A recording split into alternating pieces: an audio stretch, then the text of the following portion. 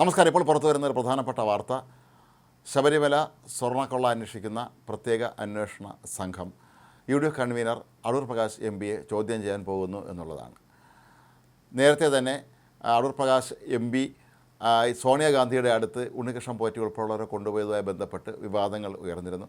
ഇത് സംബന്ധിച്ച് അദ്ദേഹം വിശദീകരണം നൽകുകയും ചെയ്തിട്ടുണ്ടായിരുന്നു. എന്നാൽ ഒരുപക്ഷെ ഇപ്പോൾ CPM നേതാക്കൾക്കെതിരെ മാത്രമല്ല കോൺഗ്രസ് നേതാക്കൾക്കെതിരെയും അന്വേഷണത്തിൻ്റെ മുന്നേ നീങ്ങുന്നു എന്നുള്ളതിൻ്റെ വ്യക്തമായ സൂചനയായിട്ട് വേണം ഇതിനെ കണക്കാക്കാൻ.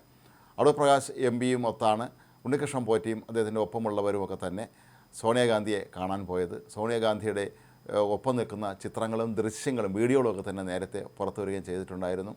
സോണിയാഗാന്ധിയുടെ കയ്യിൽ ഉണ്ണികൃഷ്ണൻ പോറ്റി ഒരു ജപിച്ച നൂലോ മറ്റോ കെട്ടുന്നതിൻ്റെ ദൃശ്യങ്ങളും ഒക്കെ തന്നെ നേരത്തെ പുറത്തു വന്നിട്ടുണ്ടായിരുന്നു. അപ്പോൾ ഈ ഒരു സാഹചര്യത്തിൽ തങ്ങൾക്ക് മാത്രമല്ല UDF നേതാക്കൾക്കും കോൺഗ്രസ് നേതാക്കൾക്കൊക്കെ തന്നെ ഉണ്ണികൃഷ്ണൻ പോറ്റിയുമായി അടുത്ത ബന്ധമുണ്ട് എന്നാണ് LDF നേതാക്കൾ ആരോപിച്ചിരുന്നത്. ഒരുപക്ഷെ അതിൻ്റെ കൂടി ഭാഗമായിട്ടായിരിക്കാം ഇപ്പോൾ UDF കൺവീനർ അടൂർ പ്രകാശിനെ കൂടി ചോദ്യം ചെയ്യാൻ പ്രത്യേക അന്വേഷണ സംഘം തീരുമാനിച്ചിട്ടുള്ളത്. കഴിഞ്ഞ ശനിയാഴ്ചയാണ് മുൻ ദേവസ്വം മന്ത്രിയും ഇപ്പോൾ MLAയുമായ കടകംപള്ളി സുരേന്ദ്രനെ പ്രത്യേക അന്വേഷണ സംഘം ചോദ്യം ചെയ്തത്. അദ്ദേഹത്തെ ഏതാണ്ട് 3 മണിക്കൂറോളം നേരമാണ് അന്വേഷണ സംഘം ചോദ്യം ചെയ്തത്. 100ഓളം ചോദ്യങ്ങൾ ചോദിച്ചിരുന്നു.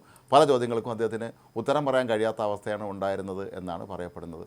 ഇതിൽ അടൂർ പ്രകാശിനെ എത്രയും വേഗം തന്നെ ചോദ്യം ചെയ്യും എന്നാണ് മനസ്സിലാക്കാൻ കഴിയുന്നത്. കേരളത്തിലെ LDF സർക്കാരിനെ സംബന്ധിച്ചിടത്തോളം ഇതിൻ്റെ ഉത്തരവാദിത്വം തങ്ങൾക്ക് മാത്രമല്ല, കോൺഗ്രസ് ഭരിച്ചിരുന്ന സമയത്ത് അവർക്കും ഈ ഉണ്ണികൃഷ്ണൻ പോറ്റി ഉൾപ്പെടെയുള്ള ആളുകളായി ബന്ധമുണ്ടായിരുന്നു എന്ന് നേരത്തെ പലതവണ ആരോപണം ഉന്നയിച്ചിരുന്നതാണ്.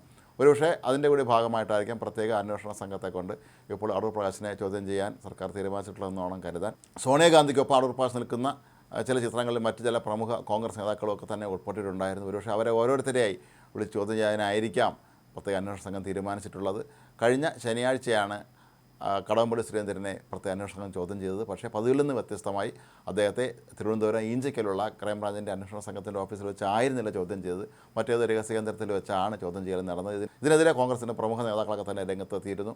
കടകംപള്ളി സുരേന്ദ്രനെ മാത്രം അതീവ രഹസ്യമായി ചോദ്യം ചെയ്യുന്നതിൻ്റെ പിന്നിൽ എന്തൊക്കെയോ സ്ഥാപിത താല്പര്യങ്ങളുണ്ട് എന്ന് തന്നെയാണ് കോൺഗ്രസ് നേതാക്കളും ആരോപിച്ചിരുന്നത്. ഇനി അടൂർ പ്രകാശിനെ എവിടെ വെച്ചാണ് ചോദ്യം ചെയ്യുന്നത് എന്നുള്ളതിൻ്റെ പ്രധാനപ്പെട്ട കാര്യമാണ്. അടൂർ പ്രകാശിനെയും ഈഞ്ചയ്ക്കലുള്ള പ്രത്യേക അന്വേഷണ സംഘത്തിൻ്റെ ഓഫീസിലേക്ക് വിളിച്ചു വരുത്തി ആയിരിക്കുമോ ചോദ്യം ചെയ്യുന്നത്, അതോ കടകംപള്ളി സുരേന്ദ്രൻ്റെ കാര്യത്തിൽ ചെയ്തതുപോലെ തന്നെ അദ്ദേഹത്തിന് മറ്റേതെങ്കിലും സ്ഥലത്ത് വെച്ചായിരിക്കുമോ അന്വേഷണ സംഘം ചോദ്യം ചെയ്യുന്നു എന്നുള്ള കാര്യം ഇനിയും വ്യക്തമല്ല. ഏതായാലും കോൺഗ്രസ് ഇത് സംബന്ധിച്ച് ഇനിയും പ്രതികരണം നടത്തിയിട്ടില്ല. അടൂർ പ്രകാശ് നേരത്തെ തന്നെ ഇക്കാര്യത്തിൽ തൻ്റെ നിലപാട് വ്യക്തമാക്കിയിരുന്നു. ഉണ്ണികൃഷ്ണൻ പോറ്റി തനിക്ക് അറിയാമായിരുന്നു, തൻ്റെ മണ്ഡലത്തിലുള്ള ഒരു വോട്ടറാണ് ഇയാൾ എന്നുള്ളത് കൊണ്ട് തന്നെ പല ആവശ്യങ്ങൾക്കുമായി വിളിച്ചപ്പോഴൊക്കെ തന്നെ അയാൾ ക്ഷണിച്ച ചില ചടങ്ങുകൾ പങ്കെടുത്തിരുന്നു എന്നുമാണ് അടൂർ പ്രകാശ് വ്യക്തമാക്കിയിരുന്നത്. ശബരിമല സ്വർണ്ണക്കൊള്ളയുമായി ബന്ധപ്പെട്ട് CPMും കോൺഗ്രസും പരസ്പരം ആരോപണം ഉന്നയിക്കുന്നതിനിടെ അടൂർ പ്രകാശിനെയും പ്രത്യേക അന്വേഷണ സംഘം ചോദ്യം ചെയ്യാൻ ഒരുങ്ങുന്നത് ഈ സംഭവത്തിൻ്റെ തന്നെ മൊത്തം ഗതി തന്നെ മാറ്റാൻ സാധ്യതയുണ്ട് എന്നാണ് പൊതുവെ വിലയിരുത്തപ്പെടുന്നത്. ഏതായാലും ഇക്കാര്യത്തിൽ കോൺഗ്രസിൻ്റെ അടൂർ പ്രകാശിൻ്റെയും പ്രതികരണം അടിയന്തരമായി തന്നെ ലഭിക്കും എന്നാണ് കണക്കാക്കപ്പെടുന്നത്.